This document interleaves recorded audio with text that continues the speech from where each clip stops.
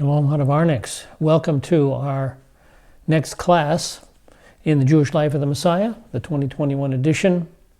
We're Hadavar Messianic Ministries and the School of Biblical and Jewish Studies. In our Jewish Life of the Messiah class, we're in Lesson 6 and we're in Session 21. So let's review where we were in Session 20. In Session 20, we looked at the changes in the Messiah's ministry as a result of the unpardonable sin. And his ministry changed in 4 areas. First of all, in signs, previously where they were for the nation as a whole, to get them to come to a decision regarding his messiahship. Now they're going to be for the training of the 12. Secondly, in the area of miracles, previously they were for the masses. Again, mass miracles, mass healings, to get the nation to see that he was the Messiah, that he could perform messianic miracles, he was the God-man of the messianic prophecies. And now, however, the miracles are for the individuals. They're for individuals in response to personal need on the basis of faith. Thirdly, in regard to message, previously he was proclaiming that he was the Messiah and he was offering the kingdom. Now the proclamation, offer of the kingdom to the nation pauses. And fourthly, in teaching method. Previously, he taught in clear propositional truth, for example, the Sermon on the Mount. But now he teaches in parables to hide the truth from the masses. Again, why parables? Well, there's more than just one reason. The first reason, it's the result of the rejection of his messiahship. Secondly, it's to illustrate the truth for the disciples. Thirdly, it's to hide the truth from the masses. And fourthly, to fulfill prophecy and prove his messiahship. Then we looked at the terms kingdom of God and kingdom of heaven, and we saw that they were synonymous terms. Matthew using kingdom of heaven because he was speaking to the Jewish community, and Mark and Luke using kingdom of God because they were writing to Greeks and Romans who had no convictions about using the name of God. So Matthew uses the substitute, the word heaven. Then we looked at the kingdom of God or heaven. There are 5 aspects to the kingdom of God. The kingdom of God is God ruling, but there are 5 aspects to his rule. The first one is the eternal and universal kingdom.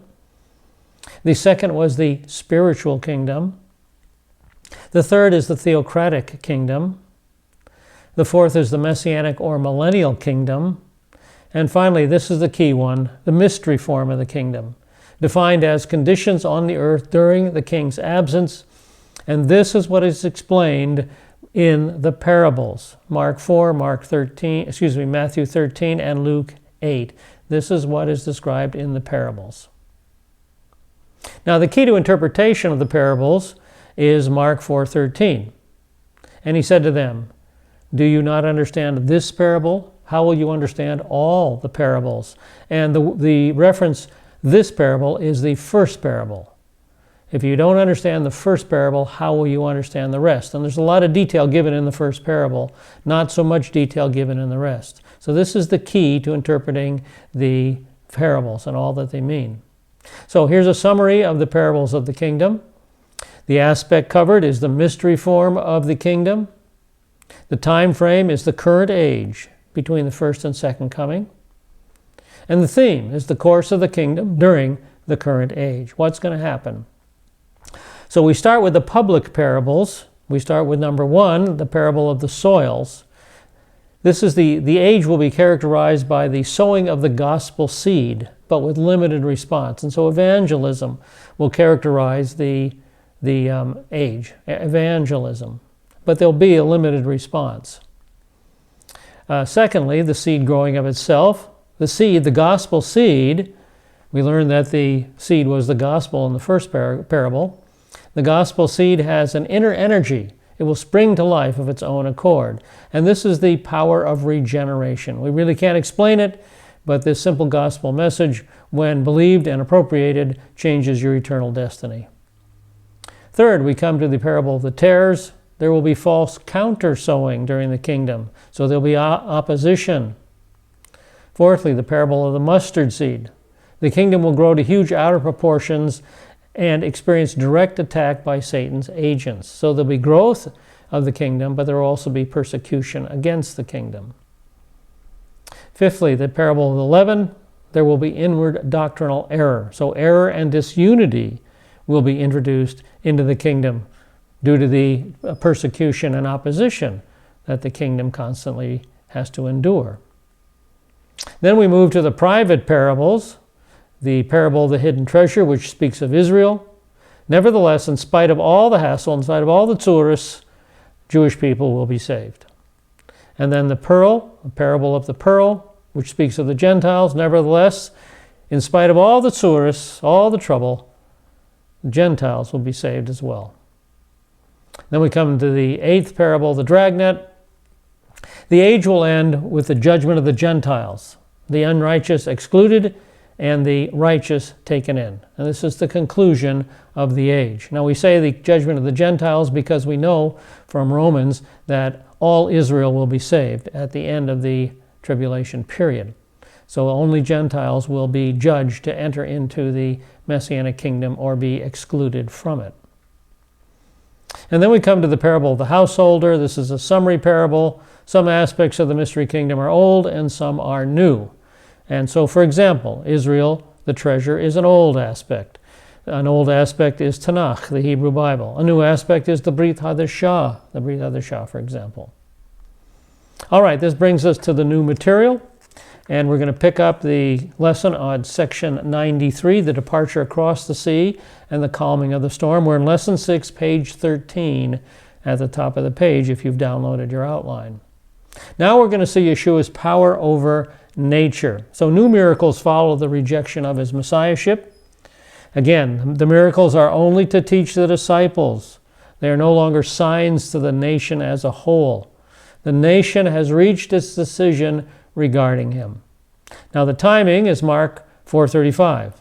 On that day, when evening came, he said to them, let's go over to the other side. So it's the same day, just later in the day, in the evening, the same day he was rejected, the same day that he taught the parables. And suddenly they find themselves in a serious situation, Mark 4:6-37. After dismissing the crowd, they took him along with them in the boat, just as he was, and other boats were with him. And a fierce gale of wind developed, and the waves were breaking over the boat so much that the boat was already filling with water. All right, we see this is a very critical situation, and this fierce gale suddenly erupting over the Sea of Galilee can happen in moments, can happen in a very short time in the Sea of Galilee. How come? Why does that happen? Well, because there are 3 valleys that funnel Mediterranean air down into the Sea of Galilee in the evening especially. This cool air drops down into the low Sea of Galilee. We have the Beth HaKerem Valley and the winds coming from the Beth HaKerem Valley. And then we have the Beit Netufa Valley, and that funnels winds on down as well. And finally the Turan Valley. 3 valleys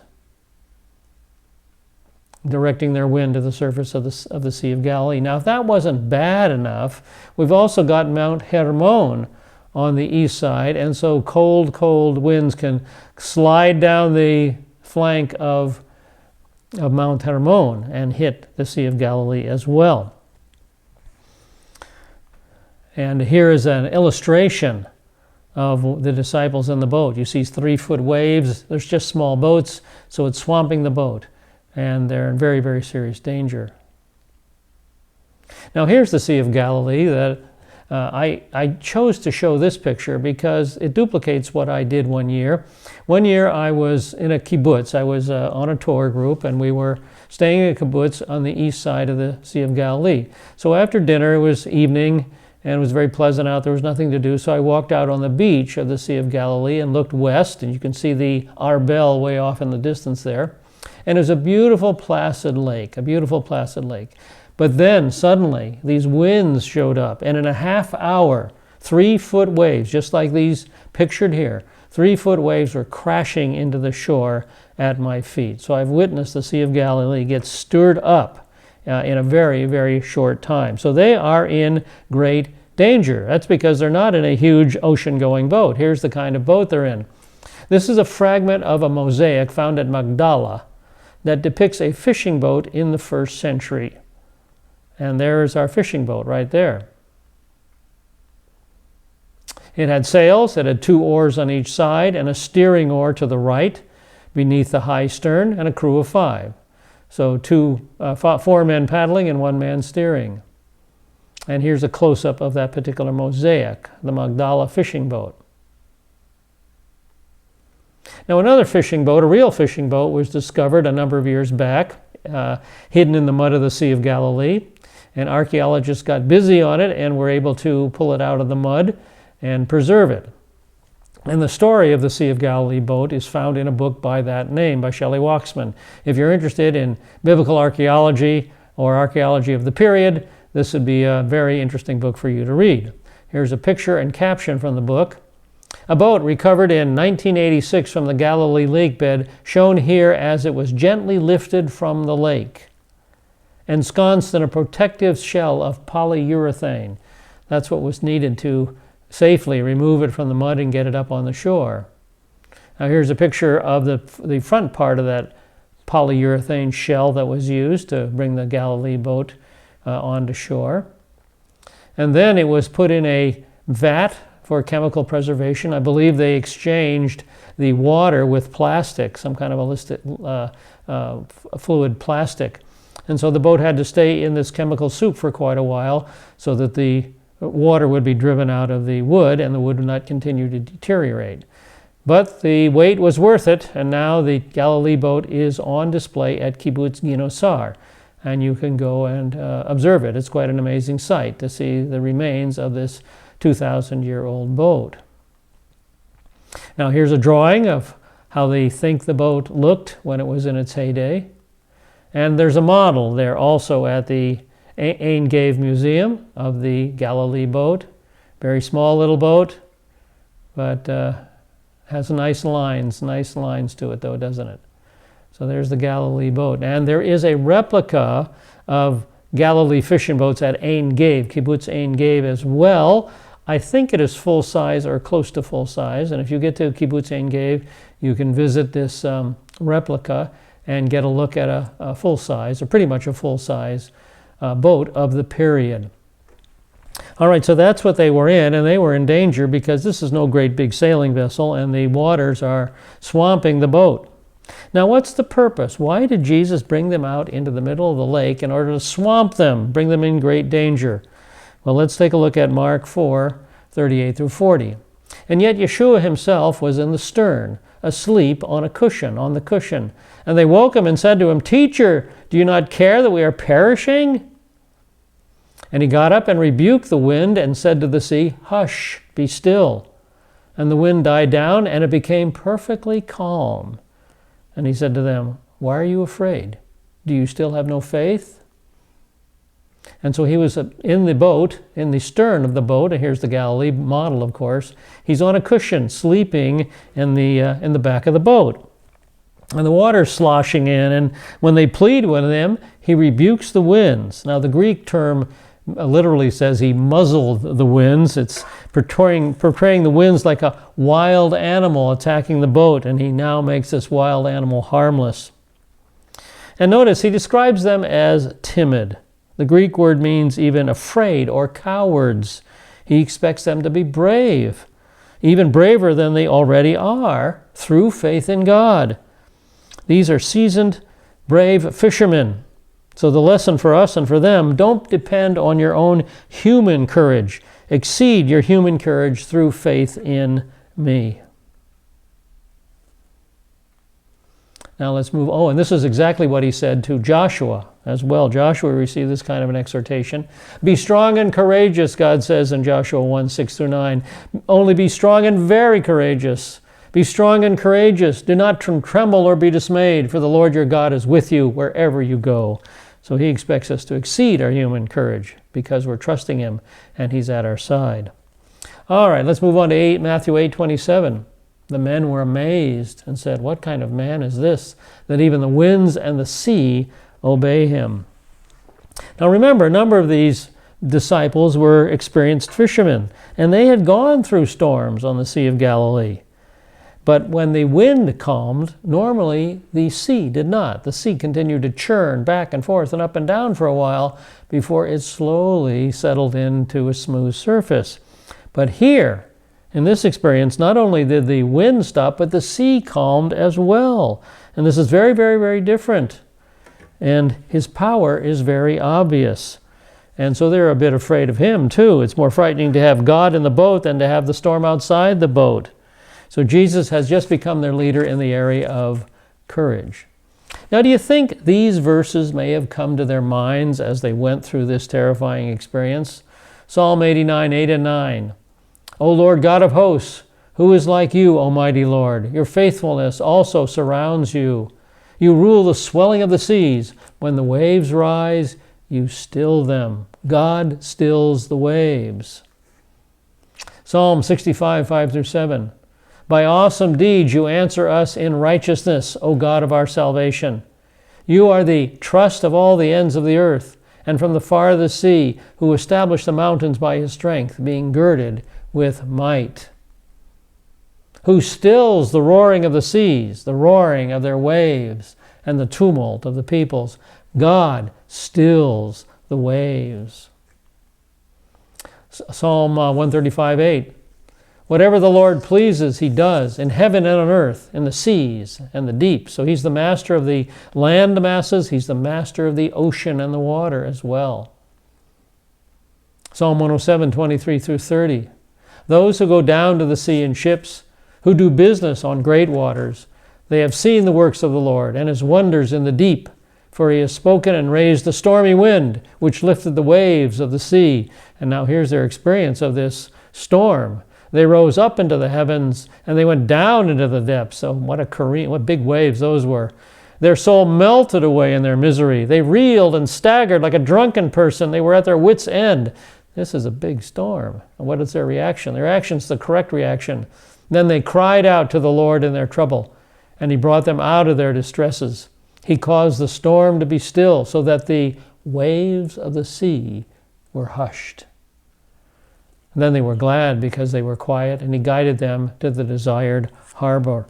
God calms the waters. This miracle is a claim to deity. Yeshua is calming the waters. Yeshua is doing something only God can do. He is the God-man of the messianic prophecies. All right, now we're at lesson 6, page 15 at the top of your page. He's told them, have courage. Have courage. Well, they're going to need some courage to face this next incident. We come to the healing of the Gerasene demoniac and the resultant opposition. Matthew 8, Mark 5, Luke 8. Now we're going to look at power over demons. We just saw power over nature. Now we're going to see power over demons. Now this is the first detailed description of a demonized state. Up to now, we've only been told such and such had a demon. Now we see what that looks like. So the description comes in Mark 5, verses 1 through 5. They came to the other side of the sea, into the region of the Gerasenes. When he got out of the boat, immediately a man from the tombs with an unclean spirit met him. He lived among the tombs, and no one was able to bind him anymore, not even with a chain, because he had often been bound with shackles and chains, and the chains had been torn apart by him, and the shackles broken in pieces, and no one was strong enough to subdue him. Constantly, night and day, he was screaming among the tombs and in the mountains, and cutting himself with stones. Folks, I would be terrified of this guy. I think God's presence, Yeshua's presence, brought some courage into the disciples' hearts. Well, this is the first detailed description of demonization. Why the description now? Well, it's because the one accused of being demonized, Yeshua, that's the basis of his rejection, the one accused of being demonized now is face to face with one who is an actual extreme example, an actual extreme case of being demonized.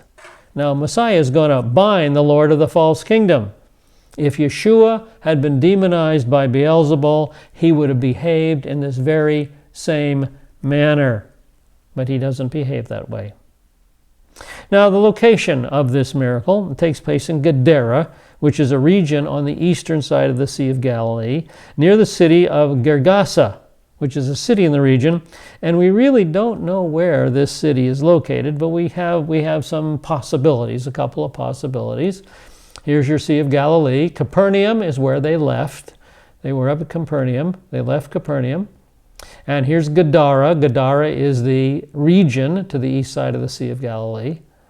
And one of the primary place, the primary location for this miracle is probably the place called Kursi or Gergasa on the eastern shore of the Sea of Galilee. Kursi, Gergasa. So they leave Capernaum, they get out in the middle of the lake, and the storm comes and blows them all over the place, and Yeshua calms the storm, and they finish up their trip to Kursi, Gergasa. Now here is a Byzantine-era church at Kursi, Gergasa. That's because this area was venerated as the location of this miracle very, very early. So that's one indication that it might be the best place to consider the location. But the most important thing to note is that this is Gentile territory. Whether it's here or some other nearby area, this is Gentile territory. Now, the demonic immediately recognizes Yeshua. And here we get a glimpse of demonic knowledge. Lesson 6, page 17 at the top of the page. We'll pick it up on Matthew 8, 28 and 29. And when he came down to the other side of the country of the Gadarenes, 2 demon-possessed men confronted him as they were coming out of the tombs. They were so extremely violent that no one could pass by that way. And they cried out, saying, "What business do you have with us, Son of God? Have you come here to torment us before the time?" Now, 2 demons meet them, according to Matthew, two demoniacs. The Mark account focuses on the primary demoniac, but Matthew includes both. He wants us to know that 2 of them were involved, even though one was the main subject of the miracle. Now, what do demons know? What's demonic knowledge? Well, first of all, they know who Jesus is. He's the Son of God, and their own doom. Have you come here to torment us, Son of God? Jesus uses the Jewish method of exorcism at this point. He asks the name of the demons. This is Mark 5:9. And he was asking him, "What is your name?" And he said to him, "My name is Legion, for we are many." Now, a Roman legion consisted of between 3,000 and 6,000 soldiers. So there's a minimum of 3,000 demons in this man. He is extremely demonized. That's why his behavior is so incredible. Now we come to the subject of the abyss. This is lesson 6, page 17 in the middle of the page there, Luke 8:31. And they were begging him not to command them to go away into the abyss. All right, what's the abyss? Well, the abyss is a temporary place of confinement for fallen angels. We see it in Revelation 20, 1 through 3. And he, this is an angel, threw him, this is Satan, into the abyss and shut it and sealed it over him so that he would not deceive the nations any longer until the 1,000 years were completed. After these things, he must be released for a short time. So the abyss is a temporary place of confinement for fallen angels. Some are there now and will be released later. Some will be sent there now and confined. But they ask, instead of being sent into the abyss, to be sent into a herd of swine, some 2,000 in number. We'll learn that number in just a moment. And so Yeshua grants them permission, Mark 5, 11 through 13. Now there was a large herd of pigs feeding nearby on the mountain. And the demons begged him, saying, "Send us into the pigs so that we may enter them." And Yeshua gave them permission, and coming out, the unclean spirits entered the pigs, and the herd rushed down the steep bank into the sea, about 2,000 of them, and they were drowned in the sea. So first of all, permission is granted. Who's in charge? What does that tell us? Who's in charge? Yeshua again proves to the disciples that he dominates the powers of hell. The powers of darkness do not dominate him. He's not demonized. He's the strong man. He's the strong man. Now these pigs then commit mass suicide by running down the slope into the lake.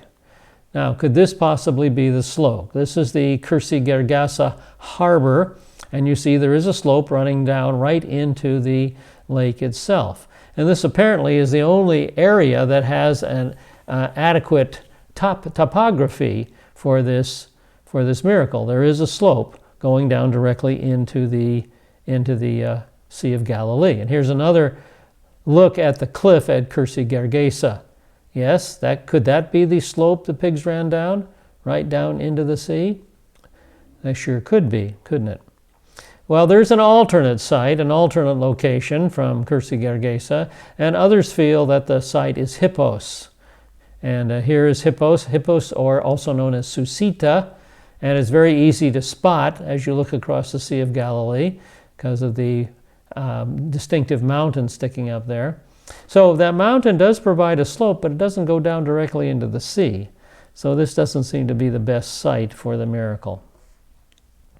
Now another question we have to answer is, why did Jesus give permission? Well, the common answer by a lot of commentators is because owning pigs is not permitted under the Mosaic law, so he allowed unclean spirits to enter unclean pigs. Well, that's not true, because this is Gentile territory. Gentiles can own and eat pigs. So the answer, we don't know. We don't know why he gave permission. It is never stated, and we have to be satisfied with that. However, we can observe the responses to the miracle. This is lesson 6, page 18 at the top. We begin with the herdsman's response. This is found in verses 14 through 17, Mark 5. Their herdsman ran away and reported it in the city and in the countryside, and the people came to see what it was that had happened. So the curious crowd gathers, and then they came to Yeshua and saw the man who had been demon-possessed sitting down, clothed and in his right mind, the very man who had previously had the legion. They became frightened. Those who had seen it described to them how it had happened to the demon-possessed man and all about the pigs. They began to beg him to leave their region. So the pig owners report on the event to the surrounding region, and the inhabitants are struck with fear, and they ask Yeshua to leave. So that's the response of the herdsmen and the inhabitants of the area of Gergasa. And now we come to the response of the demonized man in verses 18 through 20. And as he was getting into the boat, the man who had been demon-possessed was begging him that he might accompany him. And he did not let him. But he said to him, "Go home to your people and report to them what great things the Lord has done for you and how he had mercy on you." And he went away and began to proclaim in Decapolis what great things Yeshua had done for him, and everyone was amazed. So Yeshua says no when the formerly demonized man wants to become a disciple. Well, why that? That seems weird also. Well, it's because he is a Gentile. At this point, the way is not open to the Gentiles. Rather, he is to witness about Yeshua. So the policy of silence applies only to the Jews, not to the Gentiles. He can't become a disciple yet and go into Jewish territory and proclaim the messiahship of Yeshua to the Jews. Jesus and his disciples are going to do that. But he can become a witness in the Decapolis to the Gentile people that are living in the Decapolis. And here's a map of the area. Now the Decapolis right here is a confederation of 10 Gentile cities. And so our demonized friend goes into the Decapolis and begins a ministry witnessing for Yeshua, and we'll see the results of his ministry later on in the study.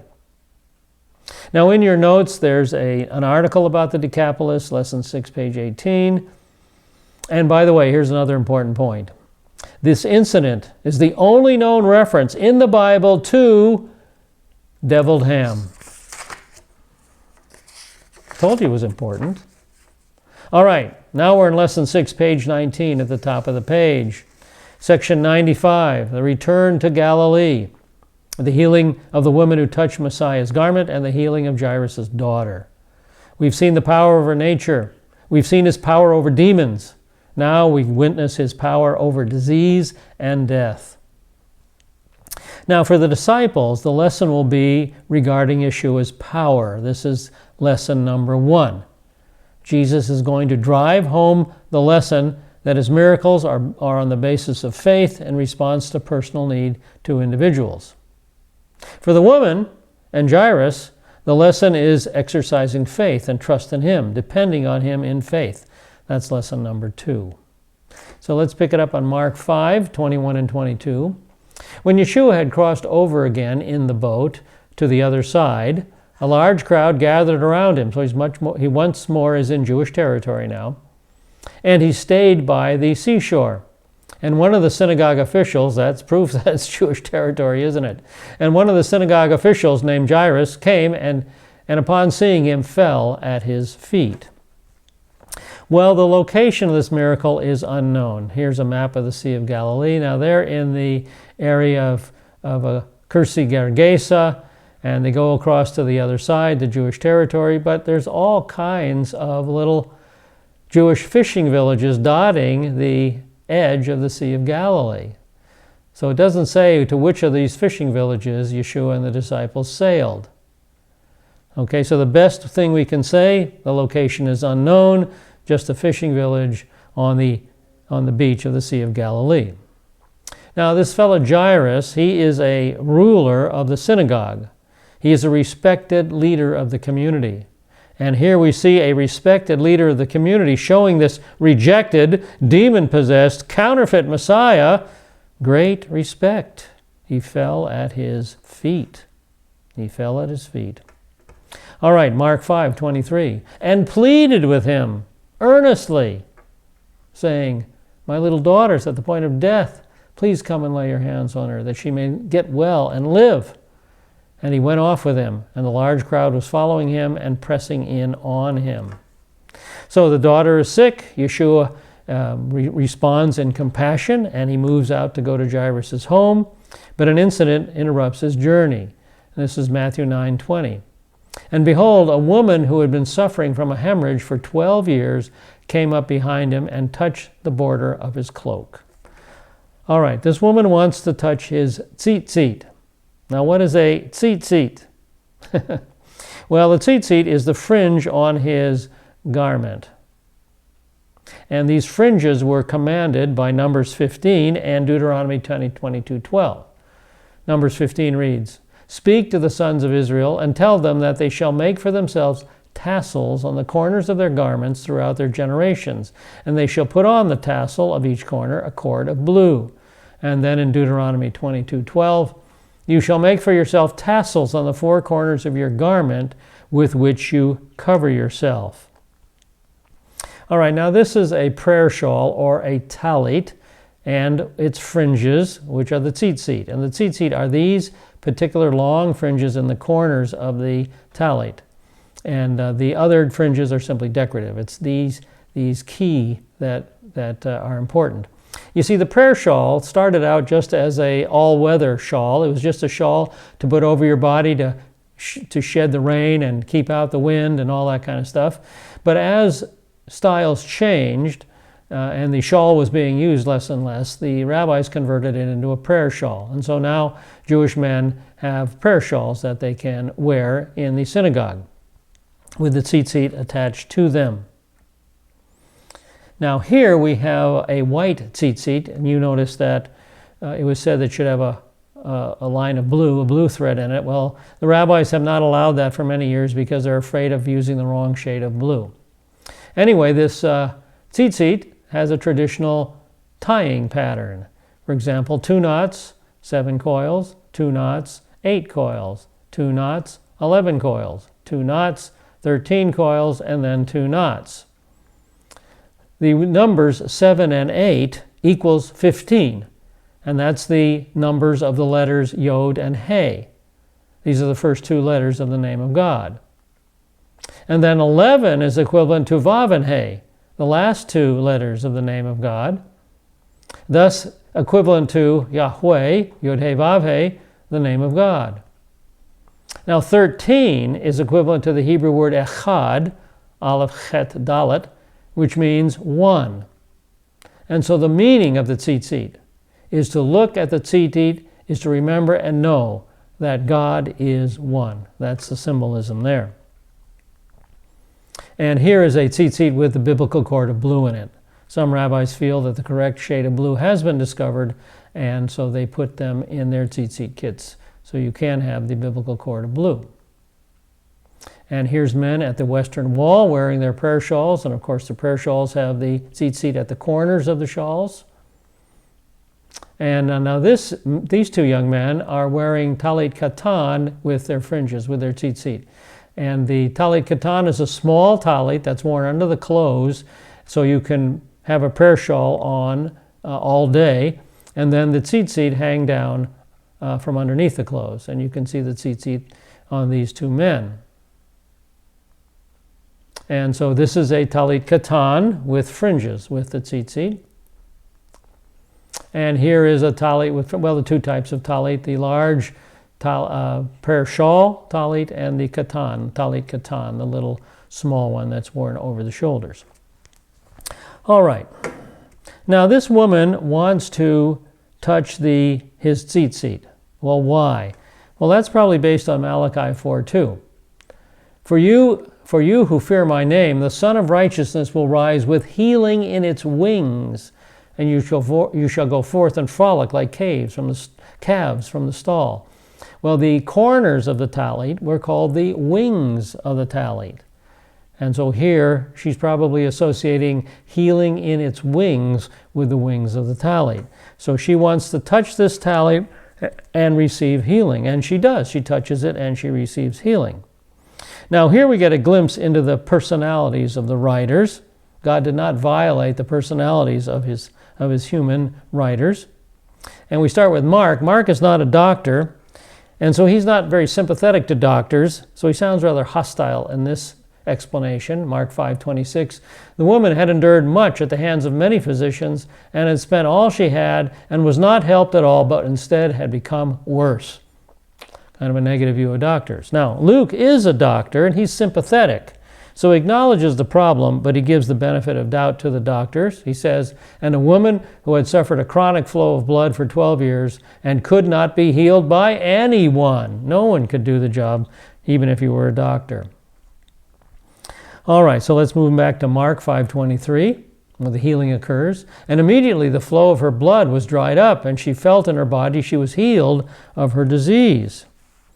So then Yeshua stops and he asks for her in order to teach the disciples a lesson about his power. He is now graciously using his power on the basis of faith in response to personal need for individuals. Verses 30 through 32. And immediately Yeshua, perceiving in himself that power had gone out, turned around to the crowd and said, "Who touched my garments?" And his disciples said to him, "You see the crowd pressing in on you, and you say, 'Who touched me?'" And he looked around to see the woman who had done this. Now, this is not a question of ignorance, as verse 32 shows us here. He does know who touched him. But he wants to draw the attention of the disciples so they will learn the lesson from this. He's teaching them that he exercises his power on the basis of faith in response to personal need. So the miracle's for their benefit as well. So let's pick it up at Luke 8:45 and 46. And Yeshua said, "Who is the one who touched me?" And while they were all denying it, Peter said, "Master, the people are crowding and pressing in on you." But Yeshua said, "Someone did touch me, for I was aware that power had left me." Now, can you picture him pointing to Peter, his disciple, his student, and saying to him, "You, who touched me? Peter, who touched me?" Peter's attention is caught. He's somewhat exasperated. Many touched you. How can I tell who touched you? A whole bunch of people did. They're banging into you. Yeshua said, a specific one touched me, the one with the touch of faith. And now we come to the lesson for the woman. Lesson 6, page 20 at the top of the page, Luke 8:47 and 48. Now when the woman saw that she had not escaped notice, She came trembling and fell down before him, admitted in the presence of all the people the reason why she had touched him and how she had been immediately healed. And he said to her, "Daughter, your faith has made you well. Go in peace." Now this woman is afraid because she was in a state of ritual impurity because of her hemorrhaging. Normally the touch of the impure defiles the pure, but in this case, the exact opposite happened. Healing is transferred, not infection, not uncleanliness. Matthew 9:22. But Yeshua, turning and seeing her, said, "Daughter, take courage, your faith has made you well." And at once the woman was made well. Now, in Matthew's condensed brief account, he corrects her theology. It is her faith, not her touch, that saved her and healed her. The power came from him, not the clothing. There's nothing superstitious here. You know, mankind, tend to revere objects. Revering objects is idol worship. There is no power in objects. There is no power in his clothing. The power is in Yeshua himself. So now we come to the lesson for Jairus. Mark 5:35. While he was still speaking, people came from the house of the synagogue official saying, "Your daughter has died. Why bother the teacher further?" So the daughter dies, and Jairus observes all this, and he has a lesson to learn. Mark 5:36. But Yeshua, overhearing what was spoken, said to the synagogue official, "Do not be afraid, only believe." So as the woman trusted Yeshua, so Jairus has to trust Yeshua. The lesson? Yeshua exercises his power on the basis of faith in response to personal need. Verse 37. And he allowed no one to accompany him except Peter, James, and John, the brother of James. So the policy of privacy is going to be followed. This is not for the masses. This is for individuals. So this miracle will be performed on the basis of faith in response to personal need. So only these disciples are allowed to proceed with the immediate family. Peter, James, and John are his inner circle. So now we come to Mark 5:38 and 39. And they came to the house of the synagogue official, and he saw a commotion, and people loudly weeping and wailing. And after entering, he said to them, "Why are you making a commotion and weeping? The child has not died, but is asleep." Now this commotion was made by the professional mourners, and we learn that in Matthew 9:23. When Yeshua came into the official's house and saw the flute players and the crowd in noisy disorder. Well, having professional mourners was very much part of the Jewish culture in the Middle East. This is an illustration of professional mourners as they lead the procession, taking this person in the coffin there to the grave. We learn about professional mourners in Amos 5:16. Therefore, thus says the Lord God of hosts, the Lord, there is wailing in the plazas, and all the streets they say, alas, alas. And they also call the farmer to mourning and professional mourners to lamentation. And then in Jeremiah 9:17 and 18, thus says the Lord of hosts, consider and call for the mourning women, that they may come, and send for the wailing women, that they may come. Let them make haste and take up a wailing for us, that our eyes may shed tears and our eyelids flow with water. So that's the purpose of the commotion there by the professional mourners, to raise a commotion, raise a command, raise all kinds of noise and sorrow, get people's tears to flow, all that kind of stuff. Do a good job of mourning, moaning and groaning. Well, anyway, at his command, the resurrection occurs. Mark 5:40 through 42. And they began laughing at him. But putting them all outside, he took along the child's father and mother and his own companions and entered the room where the child was in bed. And taking the child by the hand, he said to her, Talitha cum, which translated means, little girl, I say to you, get up. And immediately the girl got up and began to walk, for she was 12 years old. And immediately they were completely astonished. So at his command then, the resurrection occurs just that suddenly. And now she wasn't swooning, because if she was swooning, she wouldn't be able to just jump right up and eat. She'd gradually get out of bed and get her head on straight. Or if she was in some kind of a coma, she wouldn't just bounce out of that and bounce out and start walking around. See, she was dead and she was resurrected. All right, this is not some kind of a coma that she came out of.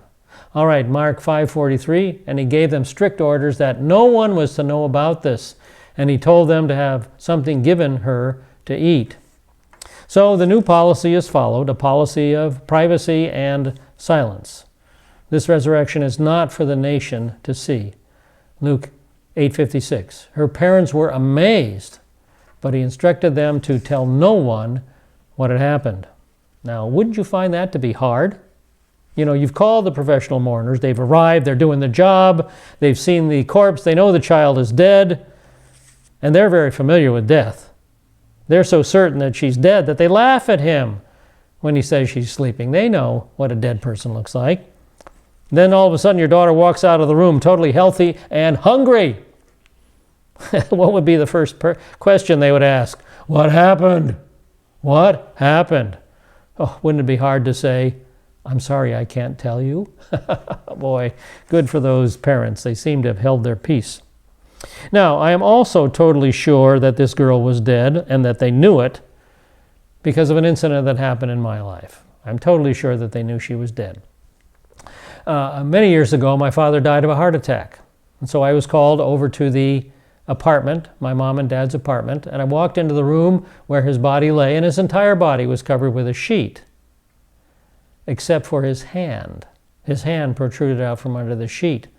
And when I saw that hand, I instantly knew it was a dead hand.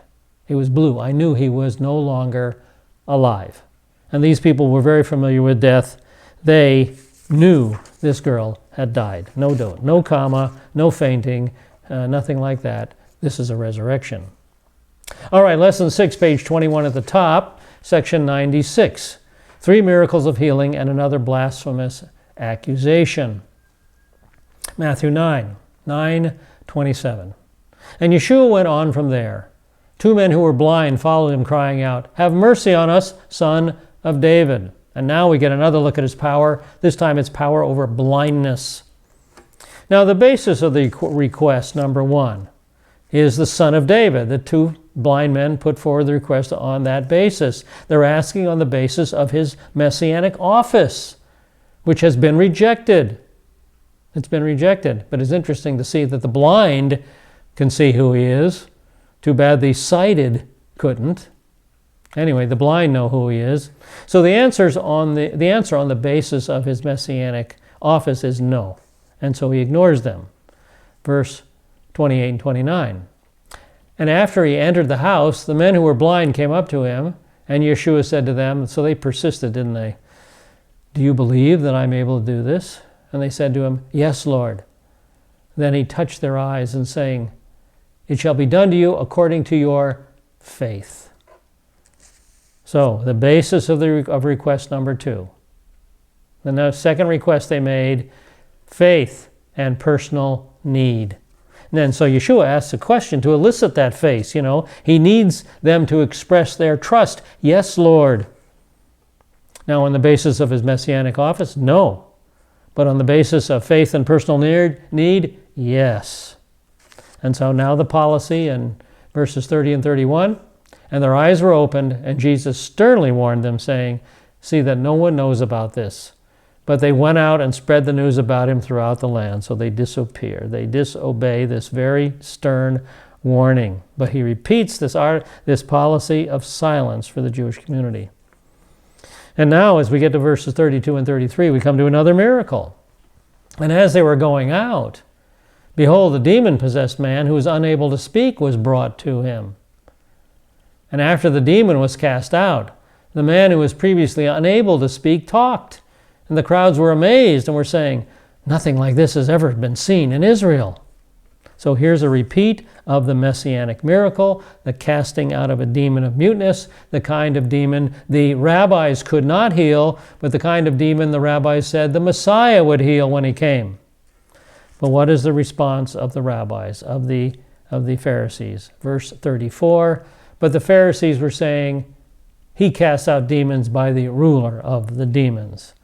So they're still voicing the same basis for rejecting him, demonization, in spite of the fact that he's not acting like a demonized man. He's not acting like the guys over there in Gergasa.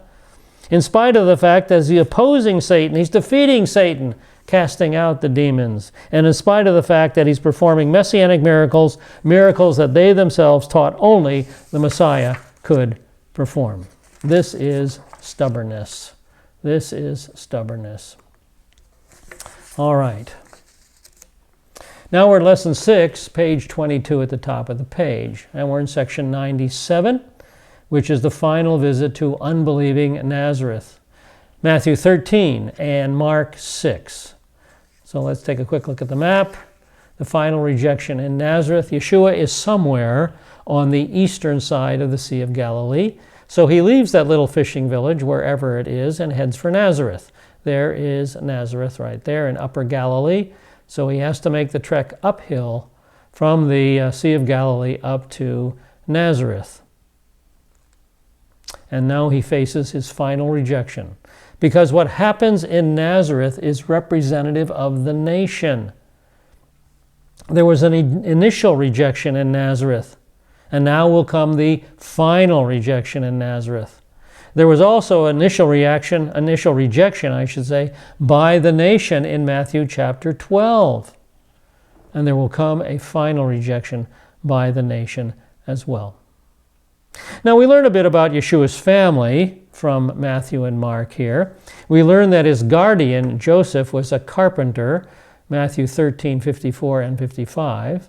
And he came to his hometown, that's Nazareth, and began teaching them in their synagogue, with the result that they were astonished and said, where did this man acquire his wisdom and these miraculous powers? Is not this the carpenter's son? Is his mother not called Mary, and his brothers James, Joseph, Simon, and Judas? So they call him the carpenter's son, Joseph's son. That is the common misconception of the day. And Matthew dealt with it in his genealogy, way back when, at the beginning of our study. Yeshua is not Joseph's son, no way, no how. He is the Son of God. He's the Son of God. We also learn that Jesus was a carpenter in the Mark account, verse 3. Is this not the carpenter, the son of Mary, and the brother of James, Joseph, Judas, and Simon? And are his sisters not here with us? And they took offense at him. So you see, he is called the carpenter because that would have been the skill that he had learned from Joseph, that had been passed on from Joseph. And some apparently understand that Joseph is not his father. They don't call him the carpenter's son, they call him the carpenter. Now we see here that Yeshua had 4 half-brothers. That means they had the same mother but a different father. Yeshua's father was God. The James, Joseph, Judas, and Simon, their father was Joseph. Now, so he has 4 half-brothers, and none will be believers until the resurrection, till he is resurrected from the dead. And we see that it had a minimum of 2 half-sisters. Again, same mother. Mary was the mother of the sisters and of Yeshua, but a different father. Yeshua's father was God. The girl's sister was Joseph. So Mary apparently did not remain a virgin as the Roman Catholic Church teaches. I believe they teach the perpetual virginity of Miriam. And they say, and that we see here that she had 6 other kids by Joseph, at least 6 other kids. Now the final rejection is recorded in verses 57 and 58 of the Matthew account. And they took offense at him. But Jesus said to them, a prophet is not dishonored except in his homeland and in his own household. And he did not do many miracles there because of their unbelief. So he only does a few miracles. Why? The miracles are being done now on the basis of faith in response to personal need. So there was a few there in Nazareth who had the faith, because he could not do a lot of miracles, but he did some then. There were a remnant who believed in him. Now, it's fascinating to me that there is a rabbinic doctrine that the Messiah will not have a father, a human father. And we get this from the suffering servant of Isaiah, according to Jewish interpreters. The book might still be available on Whiff and Stock, I believe, is where I got my copy. The suffering servant of Isaiah, page 33. The Breshit Rabbah of Rabbi Moshe Hadarshan, in the middle of the 11th century. He speaks of Rabbi Berechiah, who's a 3rd century rabbi. The Holy One said to Israel, "You have spoken before me, saying, we are orphans and have no father." Here's the response.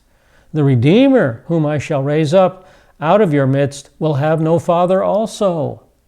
As it is said, behold, the man whose name is the branch, and he shall branch up out of his place," Zechariah 6:12. And similarly by Isaiah, "and he come up as a sucker before him." Now the common denominator here is that these branches come out of one source, out of the tree. One source, not two sources, as human beings do.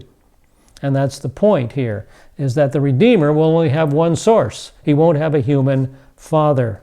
He does have a human mother, but not a human father.